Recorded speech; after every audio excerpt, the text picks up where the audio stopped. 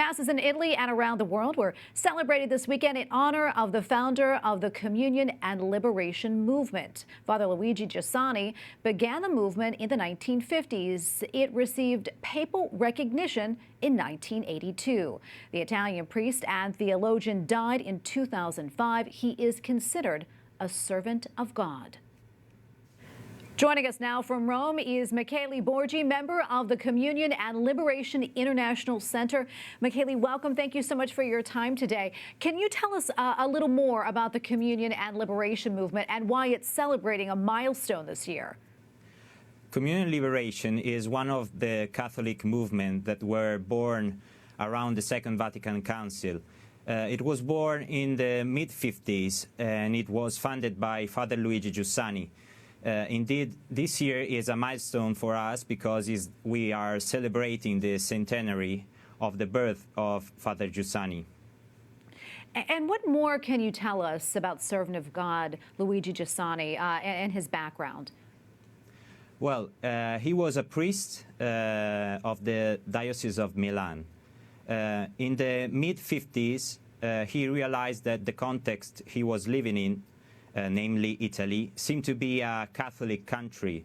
You know, the churches were full of people, the politics had the Christian Democratic Party as a protagonist, but he realized that Catholic faith could become only a tradition. So I would underline two main points of his thought. First of all, for him, Christianism is not a set of moral codes. It's not a doctrine. Christianism is an event, the encounter with Christ.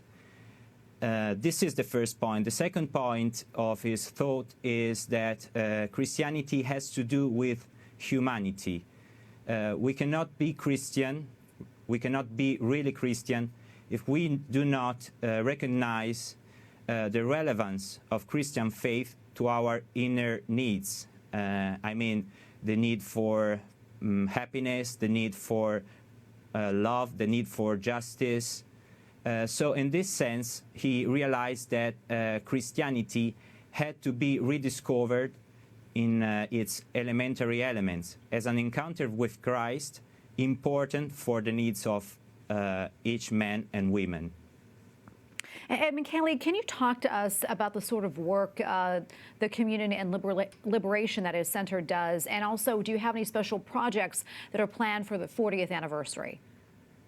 Yeah, the movement of Communion and Liberation is an international movement, so it's present in 90 countries all over the world. So this centenary for us is an occasion to rediscover the gift Father Giussani was for us.